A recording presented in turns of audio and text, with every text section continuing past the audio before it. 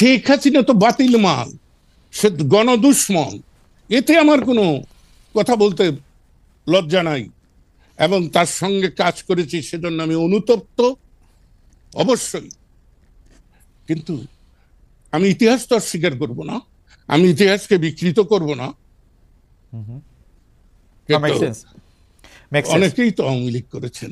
জি হ্যাঁ, জি আওয়ামী লীগের মতো দল। আচ্ছা, আমি একটা অন্য প্রশ্ন করি লতিফ ভাই, আওয়ামী লীগের মতো একটা দল যে এখন মুখ দেখাইতে পারতেছে না, আওয়ামী লীগ যারা সর্বশেষ করছে, আপনি বিশ্বাস করবেন না, আমি যারা বিদেশেও রয়েছে তাদের কাছে বারবার বলতেছে আপনারা এসে আপনাদের কথা বলেন, তারা এইখানেও মুখ দেখাইতে পারতেছে না যে এটা একটা ভালো জায়গা, ছাড়া দেশে তো দূরে থাক। এই অবস্থাটা কি আপনি ভাবছিলেন যে এইরকম হইতে পারে? আপনি আপনি ওই যে আবার বলি, আপনার বাজেট বক্তৃতাটা রাইট না না, বাজেট বক্তৃতা না, 16 সালে যখন আমি পদত্যাগ করি সেই বক্তৃতাটা তো আমি এই কথা বলেছিলাম। আমি ওই পেট্রিয়ট কবিতা ওয়ার্ডসওয়ার্থের রাইট, সেই কবিতাটা আমি ভালো করে ধারণ করি জীবনে। তাই বিজয়ী বীর দেশপ্রেমিক ফুলের মালা নিয়ে আসে, যদি ব্যর্থ হয়, জনস্বার্থ বিরোধী কাজে লিপ্ত হয়, তাহলে জুতার মালা দিয়ে যেতে হয়। রাইট। আমি কালকে শেখ হাসিনাকে সমর্থন করেছি বলেই আজকে করব এ কথা তো আমি বলছি না, কিন্তু আপনি যেটা বললেন যে মুখ দেখায় কি করে, আপনি এখনো জানেন না এই বাংলাদেশে আওয়ামী লীগের এমন সমর্থক আছে তারা এখনো শেখ হাসিনাকে নিয়ে স্বপ্ন দেখে, যারা আমাকে ভয় দেখায় যে আপনি যে শেখ হাসিনার বিরুদ্ধে বলেন ভবিষ্যৎ কি হব, আমি যে 87 বছরের একজন বৃদ্ধের ভবিষ্যৎ আর কত। Absolutely, absolutely. আচ্ছা জনাব লতিফ সিদ্দিকী, আপনি দীর্ঘকাল ধরে শেখ পরিবারকে জানেন, চেনেন, আপনার সাথে মানে আপনার সাথে আওয়ামী লীগেরও একটা নিবিড় সম্পর্ক রয়েছে। আপনি আমাকে বলেন তো, যেই লিডার কোনো রকম কোনো আগের থেকে পরের থেকে কিছু না বলে দেশের তার যারা সাপোর্টার তাদেরকে বিপদে ফেলে, শুধুমাত্র উনি যাদেরকে তাদের পরিবারের অংশ মনে করেন তাদেরকে হিট দিয়ে, শেখ তাপসকে আগে চলে যেতে বলছেন, তার আত্মীয় স্বজনরা আগে চলে যেতে বলছেন, শেখ রেহানার বিয়ার আগে চলে গেছেন, উনি চলে গেছেন, তাকে নিয়ে আর মানে ভাবনাটা কি, আর মানে এটা কারণটা কি? আমার তো মনে হয় আওয়ামী লীগের থেকে দাবি তোলা উচিত শেখ হাসিনার শাস্তির ব্যাপারে। আপনি এটাতে কিভাবে দেখেন? মানে এটা কিরকম, এটা একটা উল্টা কথা হইতেছে না যে আপনি তাকে নিয়ে স্বপ্ন দেখতেছে আওয়ামী লীগের লোকজন? তিনি তো সব জানতেন। আপনার মনে আছে কালো কাপড়, কালো শাড়ি পরে তিনি বোধহয় জুলাই মাসের 20 না 21 তারিখে একটা বক্তৃতা করলেন। হ্যাঁ, আমি সেদিনই ধরে নিয়েছি। আর আরো একটা কথা বলি, পাকিস্তানে বলুন আর বাংলাদেশে বলুন, যতবার জরুরি আইন জারি হয়েছে তখনই দেখা গেছে সরকারের পতন হয়েছে। আপনি হিসাব করে দেখেন, 69-এর গণ আন্দোলনে যেদিন জরুরি আইন জারি হয়েছে তার 15 দিনের মধ্যে আইয়ুবের পতন হয়েছে। জিয়া নিহত হয়ে সম্মানের সঙ্গে গেছেন। এরশাদ জরুরি আইনের 21 দিন পরে তিনি ক্ষমতাচ্যুত হয়েছেন। খালেদা জিয়া জরুরি আইন ঘোষণার কয়দিন পরে গেছেন আমার খেয়াল নাই। তো উনি 20 জুলাই জরুরি আইন জারি করেছেন, 5ই আগস্ট চলে গিয়েছেন।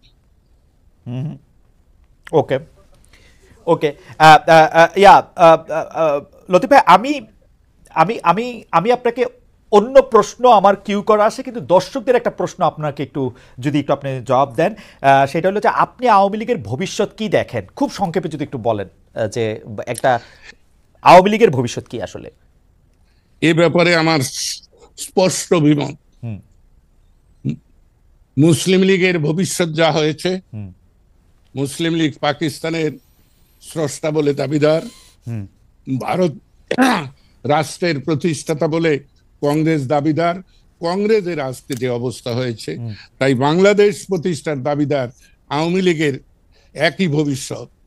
কারণ তার প্রয়োজন ফুরিয়ে গিয়েছে। যেমন আমার কিন্তু প্রয়োজন ফুরিয়ে গিয়েছে। আমি যতই চেষ্টা করি 50 বছর বয়সে যা পেরেছি আজকে তা পারবো না। Okay. আমাকে নতুনদেরকে জায়গা ছেড়ে দিতে হবে। ওকে, আমি আমি একটু সামারাইজ করি আমাদের দর্শকদের জন্য, correct me if I am wrong mister Siddiqui, যে আওয়ামী লীগের ভবিষ্যৎ মুসলিম লীগের মতোই আপনি দেখছেন, কারণ এটা হচ্ছে যে মুসলিম লীগ পাকিস্তান প্রতিষ্ঠা করলো এবং আওয়ামী লীগ বাংলাদেশ প্রতিষ্ঠার সঙ্গে জড়িত থাকলো, তার প্রয়োজন এখন ফুরিয়ে গেছে এবং নতুনদের কাছে জায়গা ছেড়ে দিতে হবে। আপনি কি আর কোনো কিছু যোগ করবেন এইটার সঙ্গে, কারণ এটা একটা স্পেসিফিক প্রশ্ন অনেকের, আপনি যদি আর কোনো কিছু যোগ করেন ভবিষ্যৎ? যোগটা হলো সময়ের দাবিতে আওয়ামী লীগের প্রয়োজন নাই, তারপরেও আওয়ামী লীগ যে দুর্নীতি, দুরাচার, গুম, হত্যা, বিনা বিচারে মানুষকে অত্যাচার করেছে, বাক স্বাধীনতা হরণ করেছিল, এটা তো তাদের একটা পাপ। ওকে, আর সবচেয়ে লজ্জার এবং ঔদ্ধত্যপূর্ণ, আপনারা সে কথাটা বলেন না, আমি ছোট ছোট কথা নিয়ে তো বলি, শেখ হাসিনা প্রত্যেক বক্তৃতায় বলতেন যে আমি গণতন্ত্র দিয়েছি। রাইট। গণতন্ত্র কেউ দিতে পারে নাকি? এর চাইতে বড় ঔদ্ধত্য। এবং এই কথাটা হচ্ছে একদমই, আমি গণতন্ত্র দিয়েছি বললেই বোঝা যায় যে এই দেশে গণতন্ত্র নাই। আসলে দেশের প্রধান যদি এই কথা বলে, এটা খুবই ভালো কথা বলছেন, এটা খুবই ভালো কথা বলছেন, এটা খুবই ভালো কথা বলছেন। আমি জনাব লতিফ সিদ্দিকী, আপনি আসবেন এবং সেই সময় আমরা একটু দর্শকদের কাছে জানতে চেয়েছিলাম যে দর্শক একটা জরিপ, যে বাংলাদেশে ধর্মনিরপেক্ষতার বিরোধিতা হলে ভারতের মুসলমানেরা ঝুঁকিতে পড়ে, অধ্যাপক আনু মোহাম্মদের এমন বক্তব্য সমর্থন করেন কিনা। শতকরা 41% দর্শক এটার সাথে সমর্থন পোষণ করেছেন, 59% না ভোট দিয়েছেন, 41,000 দর্শক ভোট দিয়েছেন। জনাব লতিফ সিদ্দিকী, আমাকে আপনাকে একটা প্রশ্ন করতেই হচ্ছে, কারণ আপনি জানেন যে আপনার বিরুদ্ধে দেশে অন্তত 20টা মামলা হয়েছিল যুক্তরাষ্ট্রে আপনার বক্তব্যের প্রেক্ষিতে। 154টা, টোটাল 154টা। আচ্ছা, আমি 20টার খোঁজ পেয়েছিলাম। কিন্তু আমাদের প্রশ্ন হচ্ছে, জনাব লতিফ সিদ্দিকী, আপনি একদম জীবন সায়ান্নে আছেন, যদিও আমরা চাই যে আপনার জীবন অনেক দীর্ঘতর হোক, আপনি শতায়ু হন, তার চেয়ে বেশি বছর বাঁচেন, কিন্তু আমাদের এই প্রশ্ন করতেই হবে। আপনি 2009 সালে, যে বছর আওয়ামী লীগ সরকারের পাট ও বস্ত্রমন্ত্রী হয়েছিলেন, সেই মেয়াদে মিল কারখানা, মিলের জমি বিনা টেন্ডারে আপনি পানির দামে বিক্রি করে দিয়েছিলেন, এরকম অভিযোগ আপনার বিরুদ্ধে রয়েছে। আপনার বিরুদ্ধেও দুর্নীতির অভিযোগ মাঠে ময়দানে বক্তৃতায় আমরা শুনি যে আপনি রাজনৈতিক বোঝাপড়ার অংশ হিসাবে বা নিজের রাজনীতি প্রতিষ্ঠিত করার সময় অনেক সময় দুর্নীতিতে অংশগ্রহণ করেছেন। এই বিষয়ে আপনি আসলে? গুড, আপনি ভালো কথা বলেছেন। হ্যাঁ, বিজেএমসির কোনো সম্পত্তি বিক্রি হয় নাই, বিক্রি হয়েছে বিজেসির, বাংলাদেশ জুট কর্পোরেশনের। হ্যাঁ, এইটার একটি জমি আমি 58 সাল থেকে আমার এক বন্ধু, যে স্বাধীনতা যুদ্ধে আমার সঙ্গে সহযোগিতা করেছে, পরবর্তী জীবনেও করেছে, তার বিধবা স্ত্রীকে দেওয়ার জন্য আমি সরাসরি লিখে দিয়েছি এই কথা, যে আমি এদেশে যে টেন্ডার হচ্ছে এই টেন্ডার স্বচ্ছ হয় বলে বিবেচনা করি না, কিন্তু আমি কোনো হস্তক্ষেপ কোনোদিন করিনি। কিন্তু এই আবেদনকারীকে এই ভূমিখণ্ডটি টেন্ডার ছাড়া দেওয়া যেতে পারে, তবে জেলা প্রশাসক এইটার মূল্য নির্ধারণ করবেন। মূল্য নির্ধারণের পরে তার উপরে 5% যুক্ত করে আবেদনকারীকে দেওয়া হোক। আপনি এটাকে একটা ভালো, আপনি কি এটাকে একটা ভালো প্রেসিডেন্স মনে করেন? স্বজনপ্রীতি কেউ স্বীকার করে না, আমি 100% স্বীকার করি যে আমার মন্ত্রিত্বের আমলে এই একটাই আমি স্বজনপ্রীতি করেছি, এবং আমার জন্য এটা যৌক্তিক। আমার প্রয়াত বন্ধুর বিপন্ন পরিবারকে আমি সহযোগিতা করার চেষ্টা করেছি। ওকে, আমি যদি একটু রাজনৈতিক প্রশ্নে আসি, 2015 সালের পর থেকে আমরা রাজনীতিতে আপনাকে সেভাবে পাইনি। এমনকি আপনি মাঠে ময়দানে বক্তৃতা, অনেক মানুষ আপনার বাসার সামনে এসে পৌঁছে থাকলেও, বসে থাকলেও আপনি আসলে সেইভাবে রাজনৈতিক আলোচনার মধ্যে আপনি অংশগ্রহণ করেন নাই। কিন্তু 2024 সালের নির্বাচনে আপনি অংশগ্রহণ করেছেন, যেইটাকে আমরা বলতে পারি আওয়ামী আর ডামির নির্বাচন, যেটা মানে শেখ হাসিনা যেটাকে বলেছিলেন যে আমরাই কিছু ডামি প্রার্থী দিব, নৌকার প্রার্থীকে হারিয়ে। আমি তো আপনার প্রথমেই তো আমি এই কথাটা বলেছি যে উনি আমাকে জোর করে রেখে দিয়েছেন, আমি নির্বাচনে গিয়েছি, যেতে বাধ্য হয়েছি। 2024-এ আপনাকে জেল দেওয়ার পরও আপনাকে জেল দেওয়ার পরও আপনার উপর তার জোর খাটলো? না না, 13-র কথা বলছি না, আমি 24-এর কথা বলতেছি। আমি 24-এ আসছি। ও 24-এ এই আমি এলাকায় যে জিজ্ঞেস করেন, জনগণ, হাজার হাজার জনগণ আমাকে জোর করে নিয়ে গিয়েছে। 150টি বাস বোঝাই করে লোক এসে আমাকে নিয়ে গিয়েছে। এইটা কি বাংলাদেশের রাজনীতিতে আমরা বিশ্বাস করতে পারবো? হ্যাঁ, আব্দুল লতিফ সিদ্দিকী ইনশাআল্লাহ আল্লাহর নামে শপথ করে বলতে পারে এটাই আব্দুল লতিফ সিদ্দিকী। ওকে, এই ব্যাপারটাতে কি জনাব কাদের সিদ্দিকী কোনো প্রভাব বিস্তার করছিলেন যাতে আপনি ইলেকশনে আসেন? অবশ্যই। দীর্ঘদিন কাদের সিদ্দিকীর সঙ্গে আমার মতদ্বৈততা থাকার পরও কাদের সিদ্দিকী আমাকে বলেছে যে আপনার জনগণের কাছে যাওয়া উচিত।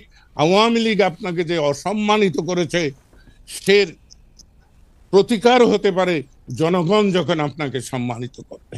শুধু তাই নয়, এই নির্বাচনে কাদের সিদ্দিকী আমাকে সর্বাত্মকভাবে সহযোগিতা করেছে।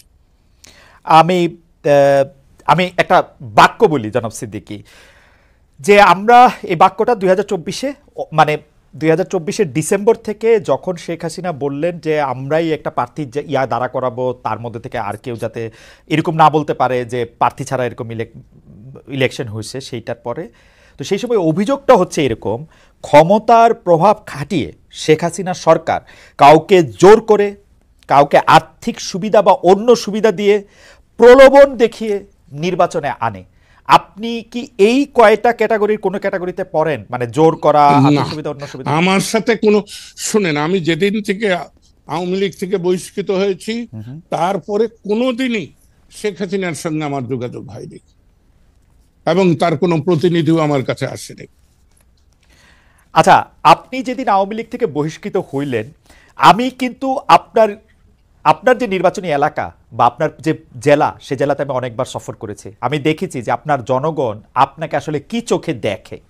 এই রকম একটা ওভারওয়েলমিং জনপ্রিয়তা থাকা সত্ত্বেও আপনি কেন একটা স্পষ্ট অবস্থান নিয়ে জনগণের কথা চাই? আমি খুব ভালো করে জানি, correct me if I am রং, আপনার উঠানে এসে প্রতিদিন লোকজন বসে থাকতো আপনারই এলাকার সাবেক এমপির বিভিন্ন দুর্বৃত্তপনা, দুর্নীতি, অন্যায়, অত্যাচারের কথা আর কোথাও বলতে না পারে আপনার কাছে বলতে। আপনি কোনো সময় তাদেরকে দেখা দিয়েছেন, কোনো সময় দেখা দেন নাই, কিন্তু আপনি কেন ওই সময় একটা অবস্থান নিলেন না? আমাদের ইতিহাসের জন্য আপনি বিব্রত হয়েন না, আমাদের ইতিহাসের জন্য বিষয়গুলি জানা দরকার। মানে কেন লতিফ সিদ্দিকীও অবস্থান নেয় না? মানে আমি বিব্রতও হই না, বিলম্বিতও হই না। আমি, আপনার কি মনে আছে, আমি 18 সালেও প্রার্থী হয়েছিলাম এবং 18 সালে প্রার্থী হওয়ার পর আপনি ভাবতে পারেন আমাকে আইয়ুবের কোন সমর্থক 60-এর দশকে কোনোদিন আক্রমণ করেনি। বাংলাদেশ প্রতিষ্ঠার পর জাসদ কোনোদিন আমাকে আক্রমণ করেনি। রাইট। বিএনপি কোনোদিন আমাকে ব্যক্তিগতভাবে আক্রমণ করেনি। জাতীয় পার্টি আমাকে কোনোদিন আক্রমণ করেনি। কিন্তু ওই বাচ্চা ছেলেটি, যার জন্মদাতা আমি বলা যেতে পারে, এই বাচ্চা ছেলেটি কিছু লোক লেলিয়ে দিয়ে আমার গাড়ি ভেঙে দেয়। যেদিন গাড়ি ভেঙে দেয় সেদিনই আমি অনশনে বসি। এবং আপনাকে সত্য কথা বলি, আমি অনশনে বসি যে দাবি নিয়ে আমি জানি ডিসিএসপি এটা কিচ্ছু করতে পারবে, কিন্তু আমি নির্বাচন থেকে সরে আসতে চাই। এই কৌশল হিসাবে আমার জীবনসঙ্গী লায়লা সিদ্দিকী তখন হাজার হাজার লোক নিয়ে মিছিল করছে। সে অনুরোধ করেছে, হাজার হাজার লোক এসে আমাকে অনুরোধ করেছে, আপনি অনশন বন্ধ করে কালিহাতি আসুন। আমি কালিহাতি যাব না, কারণ আমাকে এমপি বানানোর জন্য কেউ প্রাণ হুম, হারা, হুম, কোনো মায়ের বুক খালি হোক, কোনো নারীর স্বামী নিহত হোক, কোনো শিশুর পিতা নিহত হোক, এটা আমি চাই না। সেজন্যই আমি নিজেকে প্রত্যাহার করে নিয়ে এসেছি। আমি এলাকায় যাইনি, যেই আমার সঙ্গে দেখা করতে আসতো হুম, তার বিরুদ্ধেই 5টা 7টা মিথ্যা গায়েবী মামলা হতো। হুম, পুলিশ অকাতরে এই মামলাগুলো করত। হুম। আপনারাও পুলিশের রেকর্ড দেখুন, দেখতে পাবেন। আহ, কিন্তু এই লোকগুলো কিন্তু আওয়ামী লীগের। অবশ্যই, অবশ্যই আওয়ামী লীগই তো হবে। গত 15 বছরে আওয়ামী লীগ ছাড়া তো আর কেউ ছিল না।